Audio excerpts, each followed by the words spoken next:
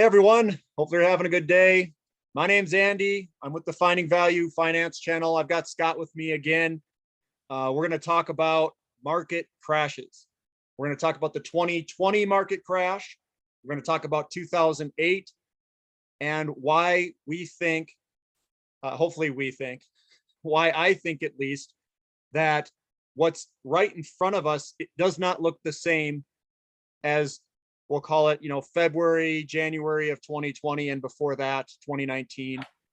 It doesn't look like 2006, 7, 8, and then the crash in 2008. We're going to go over some of the things that we look at for market crashes. Some things that we notice, at least some of the things that I notice, and maybe he notices different things. Maybe I can learn from him on what he looks at, and maybe he can learn from me, or vice versa. But does this time right now, we got, people are worried about the inverted yield curve. They are worried for some reason that the housing market's just going to fall out and crash. I get all these messages, whether it's Twitter or comment section, that we should go to cash, and how do commodities do during a crash, almost as if the crash is imminent and it has to happen right now. What do you think about the current market conditions, Scott? Like, do you think a crash is right in front of us? What do you look at? How do you look at these things? I just don't see a crash coming. So I think we've just briefly talked about this before, but just before the March 2020 crash, I was like 80% cash. And the reason for that is I talked about how I think it's the monetary policy that mainly drives the economy. And before the 2020 March crash, and I was a little bit short as well, but I was a little bit early to the short, which meant that I didn't make a lot of money out of it. But I was actually short the market then, just before the March 2020 crash. And the reason for that is, I'll just show you my screen. There are several factors which cause that deflationary pressure in the markets. And so obviously one of the biggest factors that were driving a huge inflationary pressure in the asset prices were the expansion of Fed's balance sheet through quantitative easing. So what you've seen all the way throughout this period, from effectively 2008, 2009 GFC, the global financial crisis, is they've just been expanding their balance sheet, right? So you don't see any downward movement in the balance sheet. And effectively, this is when they started quantitative tightening. So from 2018, beginning of 2018 to beginning of 2020, effectively for 2 years, that's how long they've effectively did their quantitative tightening, which means they were reducing the size of the balance sheet by, letting the treasury bonds mature, right? So it took time. So that's the thing. Like, all these things, I think one thing that I've learned, and this is probably the most important lesson, is like the fundamentals don't drive market prices immediately. Like, it always takes time. You've got to kind of like always that, okay, this happens, so it's gonna, it's natural for anyone to think that, quantitative tightening would lead to lower housing prices or lower stock prices, or rising interest rates will lead to the same. But like, if you look at history, it's never immediate. Mm-hmm. There might always be a knee-jerk reaction, right? So don't get me wrong on that, because there are knee-jerk reactions when you're looking at these markets. So if you go back to, and I've talked about this multiple times on my Twitter, so DJI, so 2004, if you go back to 2004 here, I'll just put it on monthly. And I always talk about the June first rate hike in 2004. So what you see here is probably just a knee-jerk reaction. 2004, June was when they first raised hike. Around that time. So there's a knee-jerk reaction. You can see that on a larger scale, I think, if you look at NASDAQ, right? 2004. So here's a knee-jerk reaction of interest rate hike, right? Those 2 red months there. But it didn't continue. Like, just because you start raising, and I'll show you what I mean. So I can just add in here Fed funds.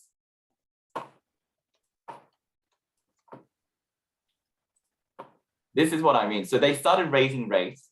You saw a bit of knee-jerk reaction, and then you do see, I think, stocks like Microsoft and things like that drop for a little bit longer. Mm-hmm. But it takes time. It just takes time. And if you look at the total assets. So these are the key indicators that I'm looking at, Andy. I don't know what you look at, but I look at the total assets. It's blown up massively. Like, I mean, this is all free money provided, all the liquidity that's been provided into the market since 2020 March, and it's unprecedented. Just look at the rate of rise. Like, that's pretty much on a percentage terms, probably comparable to this. And so how long did it take before you saw a recession? Like, it might just be that quantitative tightening that we're talking about could just be like a little blip here, or could be a little blip here. It might not be a long-lasting quantitative tightening as everyone thinks, because if the market panic, for example, let's say we have a mini flash crash in the market, we don't know if the Fed is going to just reverse course right now. As soon as they see signs of that. I don't think a crash is coming, because I don't see the money positioning for it. And that's what I look at. I look at where the money's positioning. So the banks know, the banks are the Federal Reserve. The Federal Reserve are the banks, and the banks are the Federal Reserve. So what they do is they know insider information. And I may not know that information that they know, but I can see how they're positioning in the markets.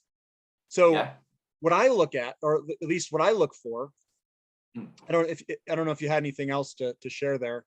We can go back and forth. I think you're 100% right with the commercial banks as well. Like, the story is so different to 2008. Like, so previous to 2008, prior to 2008, commercial banks didn't really talk to like the Fed saying, oh, we're in trouble or anything like that. We've got this liquidity event coming. But trust me, right now, like, I know for a fact, like in the Australian banking system or wherever it might be, anytime they've got like liquidity or capital issues, they run to the Fed. And they will make sure they prevent any liquidity event from happening. Like, I mean, I've seen it firsthand here. It's like they run to the central bank and they ask for liquidity to be provided. And you might not even hear about it, but if there is a major like liquidity issue in the bank or solvency issue with the bank, they will be reaching out to Fed directly and be seeking liquidity liquidity injection into the organization. So I'll show you what I look for. This is what I look at. So I look at the interest rates, and I'm gonna zoom in on a couple of things here. So I know this TNX is kind of right in the way there, but if you look at 07, we get this little top, and then we start running downward like this. What this is happening is people are running into they're running into bonds. And they were running in there massively. So this was coming up. It's angled upward. We got the break lower, and something's wrong. Something is wrong here. And then there's your blowout crash in 2008. This is the crash here, and the interest rates were diving down, which means banks and other people were positioning for a crash. They were positioning for a crash, and we could see it in this. In the way that this was angled upward. It was coming to a resistance line. It hit that resistance and it broke to the downside, saying something bad is coming. And we still had, 100%. When this interest rate was dropping, we still had another, it broke out in about September of 07. We had another year heads up. So people were positioning for an entire year before that. Then we broke. Now look at the last 100%. Crash in 2020 over here. We broke out to the upside. We put in a bearish, this is a bearish engulfing pattern right here. And we just drove lower with massive, large down interest rate moves. Like they were big blocks that someone was buying bonds en masse. They bought bonds all in position here. And then you had your crash through here. So your crash happened, they were still buying bonds in January of 2020. They knew that something was coming before it came, because this right here shows you something was coming in 2018 and they were buying it all back. And now there was QE that was happening in this area. And then the banks jumped in on it, I think, on top of it, which really blew this to the downside. They knew that something was coming and that they were going to shut down the markets or whatever plan they had. So they were positioning for it. Now, the thing that's completely the opposite is, what do you see in interest rates right now? Well, we're going in the opposite direction. We are launching to the upside. So they're not positioning in bonds. They are selling their bonds and rotating money into other things. So when I look at the interest rates, I'm saying there's no way there's a crash. You won't be raising interest rates into a crash. In fact, I would be scared about inflation because the way they're raising interest rates means that there's something coming that's a tsunami of money or cash or something. And Yep. even the banks are yanking their money out of bonds and positioning somewhere else as fast as they can. And that's why you're getting the interest rates to go up. Yep, 100%. And I think you make an excellent point here, because everyone talks about the yield curve, but you've got to look at it in with reference to this type of stuff, because yield curve is just purely measuring the difference between the 10-year and the 2-year, for example. And if everything's trending up, like that's not the same yield curve inversion as what you've seen in 2007 and 2020. So yeah, no, this is an excellent point. Yeah, another thing I look at as I look at the real estate market. The real estate market, in my opinion, is the driver of inflation. So if you're driving inflation into the system continually, what that's going to do is it's going to push bondholders to sell their bonds, because they know that the inflation from the real estate market is coming. The banks of themselves have insider information because they're the ones making the loans. If they see the loans coming in or going, the demand for loans against new homes, they continually are expanding the M2 money supply, they know that. So what they're doing is they're getting out of bonds. They're loaning more money into against new homes. They know it's inflationary and they say, get me out of here. Now, when that market came, this is the US existing home in months of supply. In 2005, you can see this thing start to beeline higher. This wasn't like, a smooth thing. It started rapidly going up. Now in 05, we still had increasing home prices all the way from 05, 06, and they started to really turn around in 07. So when we look at the US existing months of supply, we were at 10 months of inventory basically before the crash. So we had all of this data of the inventory getting restocked, and I could pull up the Fred housing starts, and that started to dive way down. The housing starts went way down during the 07 timeframe. So we have housing starts, which is your driver of inflation, declining. You've got your US existing home months of supply stocking everything back up. And then we had that crisis over here where all those loans went bad after kind of 08, start at the beginning of 08. They were all bad through this area up here. And that's why our months of supply of inventory of homes was so long. So we don't have that right now. We're at, and we're at below this, we're at 2 months of inventory of US existing home months supply of inventory. That is the exact opposite. We're like at the beginning of the boom, not at the end of the boom, because this is what a bubble looks like. A bubble looks like you've got this with a bunch of inventory. You can't have no inventory and be in a bubble. That doesn't make any sense. That's right. And that's where I get stuck, because a lot of people are like, oh, housing's in a bubble. I'm like, you can't be in a bubble. A bubble looks like this with your inventory. A bubble does not look like a 2 months of supply of inventory. That's the exact opposite. Right. So yes, and I think there's a huge money flow factor as well, because we've talked about the actual proper cleansing of bad money in the housing market back in 2008 when it crashed. So if you think about it, everyone who bought it back then is up big on their home prices. So effectively what they can do is use equity that they've built up in their homes, use that as collateral, buy more to draw down more loans and buy more properties. So you're not really necessarily relying on those people who don't have homes right now. You're talking about people who's cashed out big time and built up a lot of equity between 2008 now. So those are the people who can go into the market and actually start buying these homes in the US anyway. I've got different ideas on the Australian, New Zealand, and Canadian housing markets, but I think in the US, it's still cheap relative to other countries. Yeah, and this is what I'm worried about. If you want to know what I'm worried about, is we've got the iShares 20+ year Treasury bond has been in this 40-year plus bull market of bonds increasing in value and interest rates declining. If we see a break to the downside of the bond ETF here, where we break to the downside here, I think inflation's a big problem. And usually how these things end in a blow off top is you have a ending pattern. An ending pattern is something where you get like a head and shoulders or an inverted head and shoulders if you're bottoming. What do we see here? We see a head or a shoulder, head, shoulder with a big wick at the top there. That's a capitulation. We've got capitulation bottoms and then we have selling tops. This was the top in 2020 in March. And they usually have an event at a top. So what I'm looking for is if this breaks to the downside, how much inflation is really out there? I mean, the bond market is going to be scared. They're going to be like, boom, a huge rush of cash flowing out of that bond market. And I'm positioned for the right side of that cash flowing out of it. Now, here's another thing. And if I can, and that's the rotation of money that we were talking about, right? If the money's flowing out of these huge bond markets with our worth, hundreds of trillion dollars worldwide, then they've only got one place to run into. But then another side of this, Sandy, is really like if the bond prices are falling, obviously your interest rates are rising. So the question really becomes, can Fed, continue to tighten as they say they would, because they're trapped.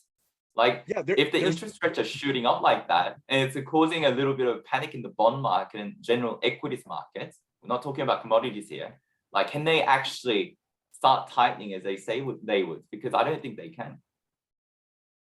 I agree. And what they're going to be fighting is this is the United States inflation rate year over year. I've got this long-term chart from 1920 all the way till today.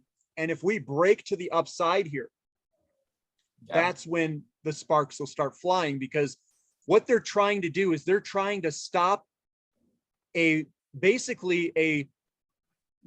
isn't even a once in a lifetime move. This could be like the end of the currency type move that they're going to try to stop. And it's almost like we've been from 1920 till today in a very industrialized world where we could grow GDPs at a faster rate than they could print money to some extent. Now they've printed so much money and our GDPs, I think, are starting to basically level off or are much more difficult to grow, that when this kind of breaks out, it's like, man, you're printing way too much money in relationship to everything else in the economy. And I think we'll have a problem. I mean, this is kind of what it's the delayed effect. And it's the delayed effect of money printing, isn't it? Because everyone, when they printed heaps of money in 2008, everyone's like, oh, it hasn't hit inflation yet. But now we are feeling it. Like, you've seen what happens during COVID, like when everyone's piling into like toilet paper, for example. I don't know if it happened over there in the US, but people were absolutely piling into toilet paper. That's the effect of inflation, right? So once people start feeling the pressure, it's not actually just the money printing itself. It's the fear of inflation that drives inflation even further high up. So, it's like the toilet paper example. If grocery stores, for example, start charging like 20-30% more for whatever they sell, like people will just start hoarding them. And that creates supply issues, which creates even bigger of an inflation than what the money supply would suggest. And it's exactly the same, right? So you've always got like what it should be, where it should be. And before 2020 and before we've started seeing inflation, it was sitting a lot lower than that fair inflation level. But then once we start going up, it's going to play a massive catch up to that fair level of inflation and then go way beyond, just because of the market, the psychology of the consumers out there. So yeah, it's coming, I think. And this is what I think happened. And this is from my perspective, is they printed a bunch of money, but the mechanism to get the money into the hands of people was not in play. So what happened was the banks got a whole bunch of money and they're like, okay, this is cool, but we can't loan it out because nobody wants loans because we have foreclosures and all this other stuff. So what they did is they put it all into bonds and stocks. And that's how you got the ratio to the extreme. That's why commodities have never been this cheap in relationship to other assets at 100-year lows. Now, the way that they measure inflation is through the consumer price index. That is obviously on purpose. So they had inflation. The way that I define inflation is an increase in the money supply. They increased the money supply, but it never got into the hands of the people of the way that they measure the inflation. So that all went and rotated into bonds and stocks. Now, here's the problem though. The inflation exists in the system, but when that rotates back out, that's when everyone will see it. That's And right. That's right. that's what I'm looking at with the 100-year, decline in inflation. Well, Yeah. now this is going to all come back and say, hey, look, this money's here. We can see it now. Yeah. And I don't know how they're going to stop it, because Yeah. if they 100%. raise, and I think they're going to do this on purpose, my take on it, but if they raise rates fast enough and scare all the money out of the bond market, that's going to cause the rotation. They're almost doing this on purpose. Yeah. Because you you have to really do this slowly, because you can't have money move that fast. And what's going to happen is if that money moves really fast, if we see a spike in interest rates, the money comes and rotates over, it's going to rotate over all of that money that was inflated, that we can't see because it's not in the CPI. It's going to inflate and go into the commodity sector 100%. and precious metal sector, and it'll blow everything up. Because now your inflation rates. That's exactly what happened. Yeah. Your Sorry.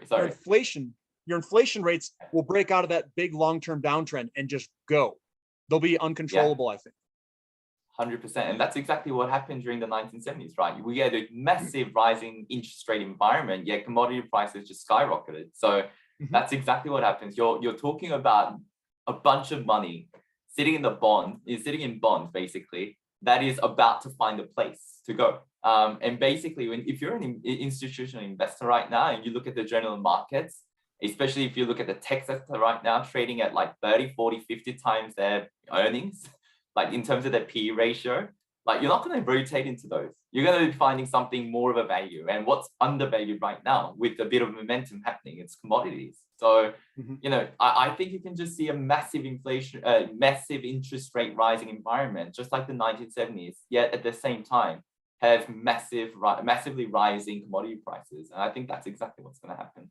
So here's the question then. If the government can't handle high interest rates, if they have too much debt, and I know I hear a lot of people say this, they can't have interest rates go that high. So then what does everybody do? Like, what are they going to do? Is this a move they can't stop? Is this something where it's like game over, or like what happens here? I think the ultimate route that they will take is just very high inflation or hyperinflation to wipe out the debts. Like, I mean, I can't really think of anything else that they can do, because they're trapped, right? Everyone says the Fed is trapped, but they are actually trapped. They can't really do anything. Yeah, they are absolutely trapped. So the only thing that they can do, they can't hold interest rates down, because that would take just copious amounts of money. We're talking like 100%. Yeah. If you start talking about all the foreign investors that are going to pull out of the US treasuries, as well as institutional investors, because they want to get something more of a value, and you're trying to put the interest rates down, like, I mean, while the institutional and the foreign investors are pulling out, like, that's just crazy, right? You just, and that will result in like unlimited amount of money printing. And I think that could happen, which is why commodities is the place to be.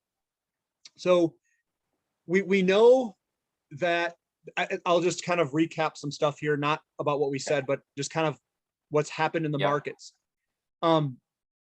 We know that there's a lot of money in the system. We know that the ratios blew out. Commodities were at 100-year lows. Stocks were at 100-year highs. We know the money's over there. We know it's going to rotate over most likely when interest rates go up. How do they slow this down? How would they slow this down? Would they slow it down with maybe, or how would they blame things? They would create a war. They would maybe have medical events where they'd slow and try to, how can I say this? Slow travel, slow movement, reduce demand for oil. They would do all these things that they possibly could, because that's the only thing they have left to do. They can't control it through money printing. They can't control it through interest rates, because interest rates will take money, like massive amounts of money of QE to hold this stuff down. How are they going to slow it down? I mean, that's. So I think it's going to play out just like the 1970s or even 2000s. 2000s, we've seen a mini version of this, which is basically you let the interest rate rise for a while. So you start the quantitative tightening program. So they will continue doing that, but then eventually the markets will break. So this is the deflationary pressure that I've been talking about, which I expect in 1 to 5 years time. It's a broad range, but I think there will be a deflationary pressure. So the market will absolutely throw a tantrum at Fed and go, your tightening is not good for the markets. And I think that's the last time that the market gives the Fed a warning, and the Fed just completely reverses course and adopts loose monetary policy again. And that's when I think everything will just go to crazy prices. That's why I think gold and silver is probably not there yet. I think gold and silver will probably have a good run for the next couple of years, but I don't think we're at a point where that monetary demand for physical precious metals is there yet, because I think it will be when Fed realizes, or the market realizes that the Fed is trapped. And so they will have to reverse course. And that's why I think they will start with unlimited money printing again. And that's when I think the PM precious metals will just take off. But I think that's the end game. Like, we'll see a deflationary pressure, markets throw a huge tantrum, and then Fed reverses course. Do you think, like, how would you position for this movement? Now, obviously, we say commodities, we say the mining companies, yeah. But I mean, would it be good to buy physical precious metals before this? Because one, we know they're there, you can get it. Or would you wait for that crash, that deflationary crash, and try to get it at that bottom? Or do you think the metals just won't be there? Or do you think really the futures contracts will go down, but the premiums will just go sky high and the price never really falls? Like, how do you see that play out? Do you think that's so I like about 1/3 of my portfolio is still precious metals. So physical silver is what I'm holding right now, just because I don't know exactly how it's going to play out, when it's going to play out, whether the move is going to be rapid or whether it's going to be slow. So I don't know. I can't see the future. So I'm positioned right now. But what I'm going to do is I'm going to wait for that deflationary pressure, which I think is coming in a couple of years' time. Not now. Like, nothing happens immediately. So right now, I want to play aggressively with uranium and energy sector and base metals. I've got some, precious metals miners as well, but uranium is probably where I want to be right now. And then once uranium's had a good run, I'm going to position myself for the deflationary pressure. And hopefully after that, like, for me, I think it will be mostly physical silver and gold, and maybe platinum as well after that, because I don't know if it's worthwhile trying to play a leverage game with the miners, because I think the returns on silver, like just pure silver play, like pure physical silver and gold, will be so great that you probably don't need to. Mhm. Yeah. So my take is, I think they will go up, like beforehand. Yeah. I think energy will outperform. I still think gold, silver, and the base metals and all that stuff, they'll go up too. You'll get this mid-cycle. There may be a deflationary. I don't know what it looks like. I don't know. I don't know. Yeah, we're too far away to see it right now, so I can't see anything and no signs of it. So I think it's at least 2 years away. And for me, like, the way that I'm positioning, because I don't worry necessarily about, how can I say this? I don't try to predict things. I don't try to say 2 years out it's going to do X and then Y. What I do is I manage what I can control, which is positioning into companies, positioning into metals, positioning into real estate or whatever. If I knew that a large inflationary impulse was coming, how would you position for the impulse move? And the way that I'm positioning is with mainly energy companies, because one, that's the biggest inflationary hedge that you can basically use, which is oil, the #1 commodity in the world. I'm in oil, natural gas, uranium, and those energy type things, and we have an energy crisis. And then I look at, like, the physical metals, because I think the physical metals, when you can buy it at a bottom, are cheap. So I do a lot of physical metals, and you can play the ratio game there. So you're not just, it's not dead money. You're playing a specific game with it. You can increase your ounces, and the charts look incredibly good for, say, something like platinum and silver. So I do that. But is there any other way that we could, that somebody could play this outside of that? Precious metals, commodities, real estate, and maybe even maybe physical things in the real world, like cars or automobiles or collector stuff. I don't know if there's anything else. Even cars are good inflation hedges, actually. So I think, like, in Zimbabwe or something like that, luxury cars were actually used as inflation hedge because they couldn't find enough gold. So yeah, I mean, anything anything physical is what's gonna be attractive when there's huge inflation.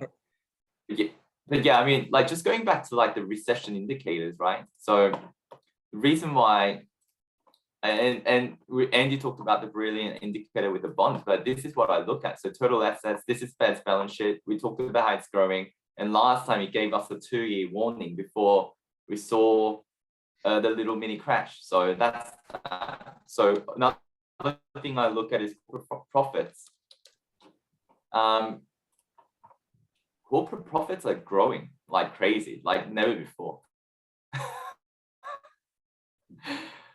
You know, I can't wait to see so this. every single time it gives you a little warning. It flattens out, it goes down a little bit. Like back in 2000, it gave us a 3-year warning. Like it started declining a little bit, and then there was a dot-com crash. And then in 2008 or 6, like, you know, it started coming down from around 2006. So it gave us two years warning. And then with this one as well, like it flattened out. Like there was not much of an increase in corporate profits before the mini crash. And now we've seen a huge surge in corporate profits. And we haven't really seen the momentum slow down. I mean, there's like a little blip here, but I mean, it has to play out for years before it crashes. So I feel like, yeah, one thing just that's really important, I think, is that we just need to know, note that in previous crashes, like it gives you plenty of warning.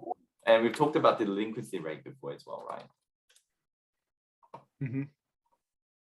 So yeah, like if you look at delinquency rate, it's never like, okay, raise rates and straight off we're going to massive delinquency. No, we started raising rates a lot earlier. And then finally the delinquency rates catches on, and then it results in a housing crash. So everything takes time. I think, yeah, everything takes time. Yeah, so that's one of the metrics that I follow in the housing market. It's inventory, days on the market, and foreclosures and home prices.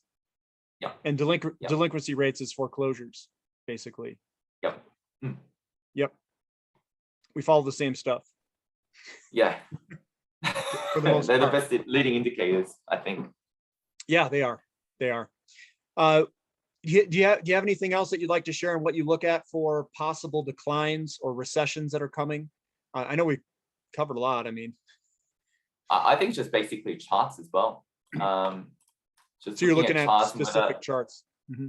Yeah, so it's just like your general equities, whether they are in for a decline. So yeah, I mean, you don't want to be predicting anything here, I don't think, just because of all the market conditions that we've been talking about, and because of the delayed reaction that I expect in the markets. I mean, this little blip, like people are panicking about a little crash here, but you've had so many blips in the past. Like you've had during the biggest run up here, like you've had drop, like a little flash drop here, flash drop here, flash drop.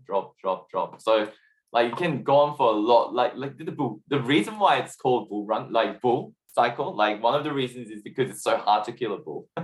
And so many people get buffed off the bull. So like there are so many like these little drops where a lot of people might have been in fear of the crash because you've had rising rates here, like rising, I don't know. Yeah, you've got just so many little fears, like, fear of rising rates, that probably caused that. But the thing is, like, Fed probably knows well in advance when it's about to crash, because usually they start flattening out. If you look at the Fed funds rate here, just before the crash, it's not when the rates are going up. It's after they start flattening out and start coming down. Yep. And so, yeah. Another thing, like if you look at the recent price action, one could conclude that the technology sector is kind of somewhat crashing or not going up as much because they printed a bunch of money for that move to happen here recently in 2020. Yeah. So, I mean, they just flooded everything with a bunch of liquidity. Yeah, they did. They did. Was it lots of like buybacks and share buyback programs and everything? Yeah, all those things were happening because of the liquidity provided. So that was the 1970s there. This is the 1970s. Yeah. I mean, this is kind of what I'm expecting, right? I'm not bullish general equities. Like, don't get me wrong. I'm not bullish. Like, it's not a sector that I want to be invested in right now. But what you can kind of expect is maybe like we'll just go flat. Like, I mean, I think we shared the Dow Jones chart before, but if you look at the NASDAQ, it's basically done nothing for 10 years, if you look at that. While the commodities were shooting up like crazy during the same time period. So that's kind of what I'm expecting to see. And also you've just had massive, okay, so let me just put on gold chart here, right?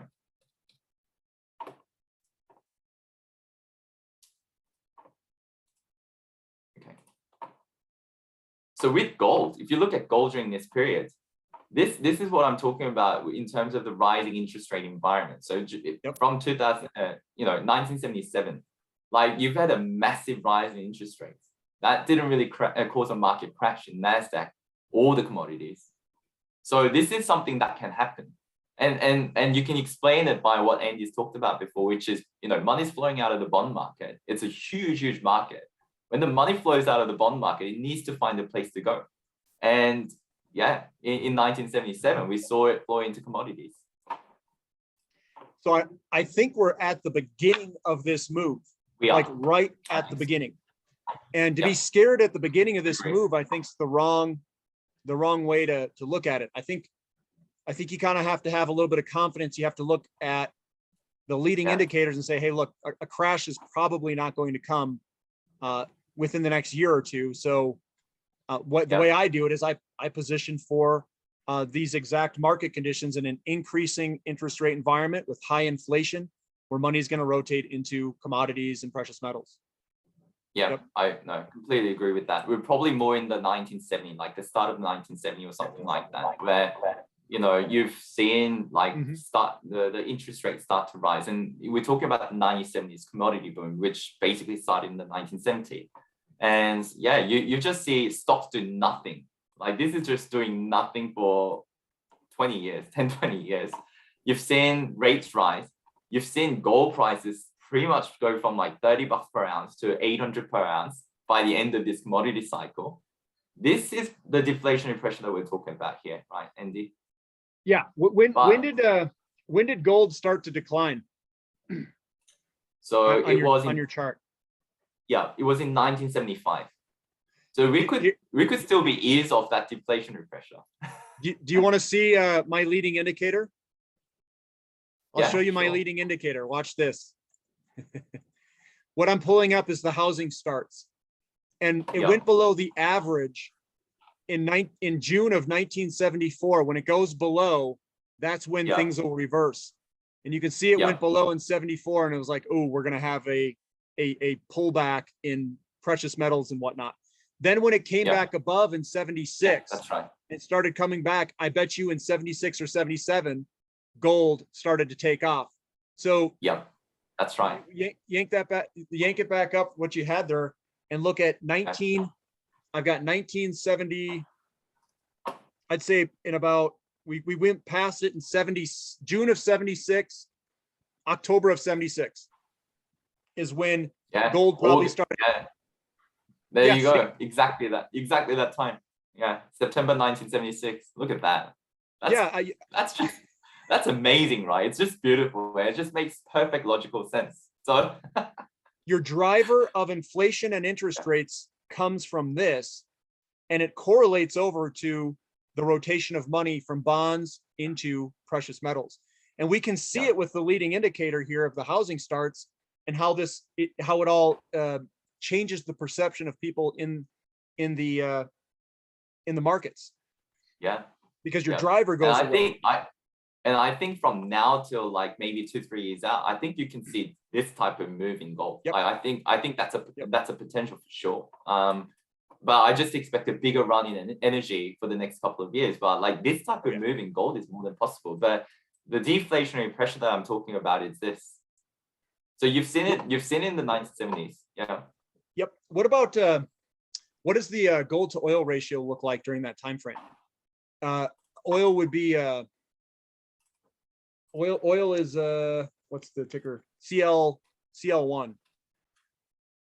US oil will give us that. I don't know if it goes back. Hopefully it goes back that far for US oil. No, it does. This one definitely does go back. Okay. Yeah, so all this time, oil's massively outperformed. So this is the initial stages of the bull market, right? From 1970, early 1970s to where you Mhm. saw that little deflationary blip. So oil will, I think, in my opinion, it will massively outperform gold. Oh yeah. And then gold takes over from there. Like from that, that's what I mean. Like I want to be in precious metals during the second cycle of the commodities boom. Mhm. And that's exactly what happened during the 2000s as well. If you look And at the 2000s, and that ratio that you got, what did it compress to? Like 8 or 6, something like that? yeah, In yeah, 19 around, what it 6 to 8 yeah, is usually what it gets to, somewhere in that range on the yeah. bottom. So it's come down to around 7.5. Yep, that's about the Yeah, bottom. yeah, that's right. And it's beautiful. Like the bottom's like so like there's a very clear bottom here, right? It's just Yep. hits. It's pretty clear. And Hmm. obviously you've got to ignore that because oil went to like my negative figure, but Oh, this is probably where you would draw the line as well. So yeah, that, yeah, I would yep. expect something similar. I would expect, yeah, in the I in the did not. beginning stages. Oh, Sorry, go for it. I said I did not ignore it. I bought it. I saw that and I was like, That's what the awesome. heck is It's this? crazy, right? It was crazy. It was crazy. Yeah, so you could come down to here. And then after that, you can just go, you can rotate into precious metals, which is what I'm planning to do. So right now, I'm probably in terms of, the miners and the stock that I invest into, I'm definitely much more heavily invested into energy, specifically uranium. I've got a couple of oil and gas companies as well, but I'm focusing on uranium just because I think the fundamentals are ridiculous and the moves that we've seen in the uranium markets historically has just been crazy. So I just want the most amount of leverage for my investments, which is why I'm planning to play this basically, like energy sector playing out first, and then once once the ratios come down to these levels, and once you've seen the deflationary pressure, and there's soon, like for me, the biggest entry point for precious metals is when Fed comes out and announces that they're gonna go easy. They're going to adopt loose monetary policy, because I think within days in 2008, it turned around. And I think when I got heavy into silver in March 2020, it was the day that they announced QE infinity, and that was the turning point. So the day that they announced QE of some sort, in a couple of years' time, when we do see the deflationary pressure from quantitative tightening right now, and we eventually will see deflationary pressure from high interest rates and so on. But when they reverse course, and the day that they announce that they're going to reverse course is the day you go all in on precious metals. I think that's what I'm going to do anyway. I buy it anyway, so I kind of hold on to it. I'm not going to Yep. sell. I'll just ride my ratio game and continue Yeah, to add the ounces by doing Yep. ratio. So what you'd want to do there is you swap your platinum Yeah. to gold, do that. and then you ride it down. The ratios will go Yeah. opposite, and then you want to go Yep. leverage, I think, all in silver at that point, because I silver think does so. I think incredible things at silver. the end. That's right. Yeah. So yeah, let's just be conservative and say we make like 10x gains now, in our energy with our energy plays, and then we rotate that money into silver, and then silver does 10x. That's 100x gain. Well, And I think that's pretty conservative as well. I'm hoping that I can get a 100x out of maybe one or two of these oil companies that I'm in. Yeah, more than Fingers doable. crossed, maybe. I think more than doable. And Yeah. then uranium, hopefully we get some big moves there, because Yeah. I hopefully I bought close to the bottom of some of that.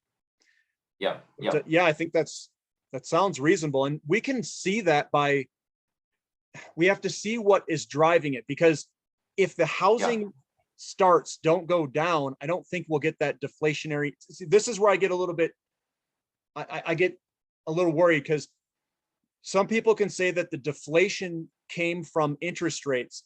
Now I'm going to challenge that a little bit and say that the driver in the housing starts is what caused it, not the interest rate. Because what your driver was, your driver went away, the driver of the inflation.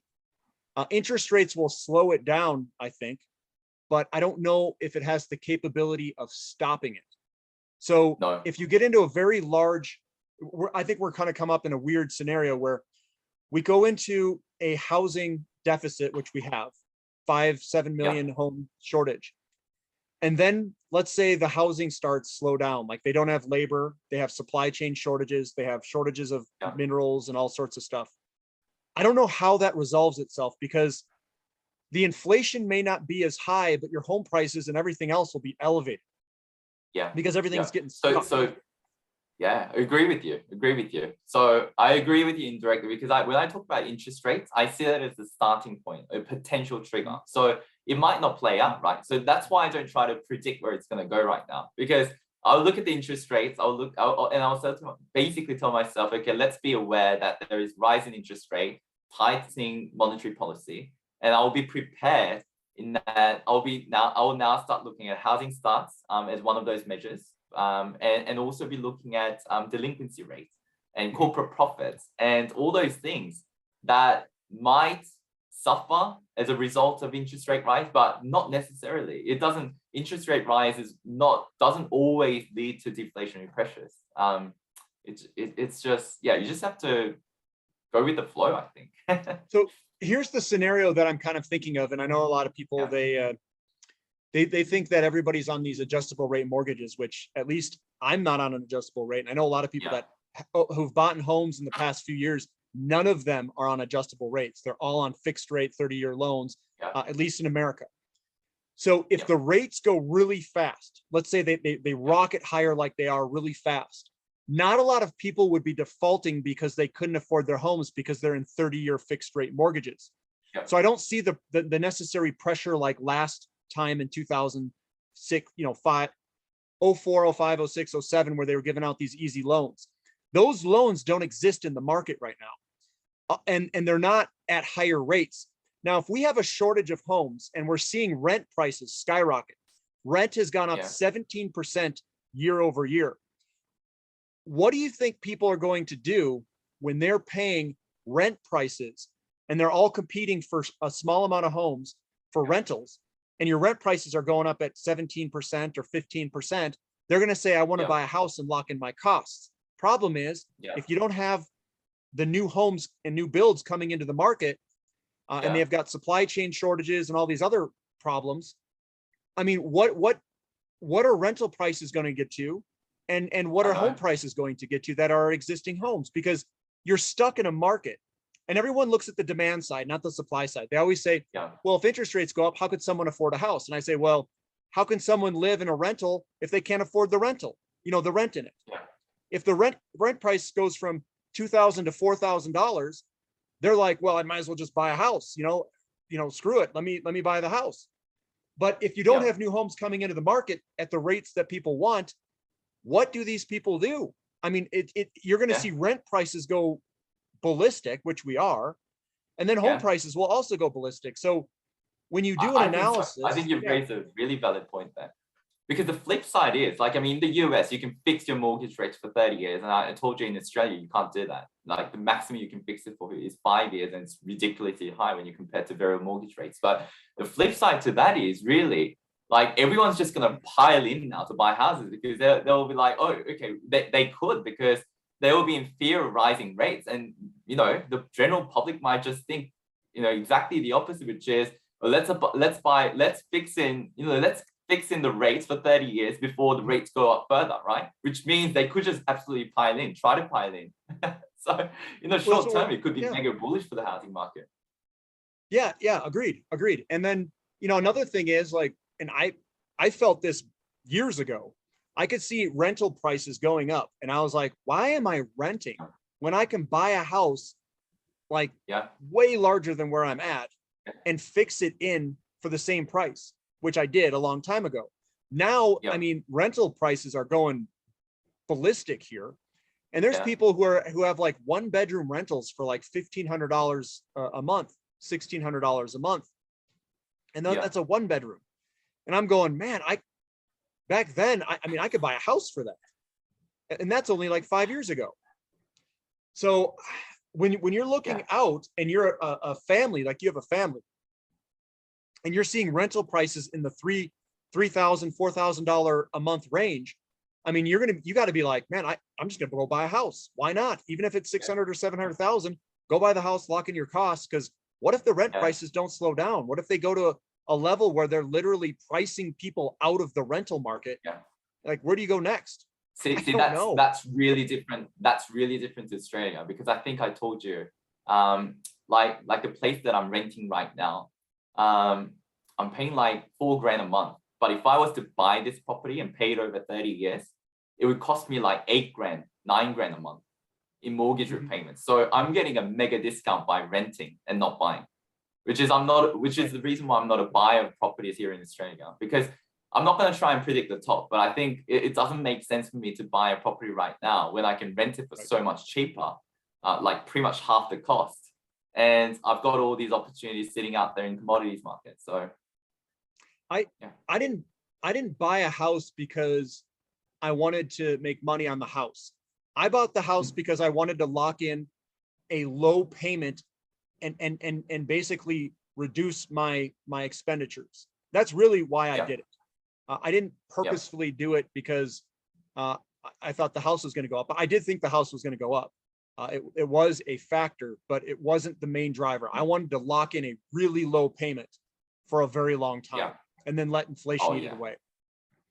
So, I mean, you've got a good deal there, Andy, for sure. Yep. So you have anything else to add, Scott? No, nothing else. Nothing else. I No, think we've covered it pretty well. No closing statements or anything like that. I always leave it open. Oh, yes.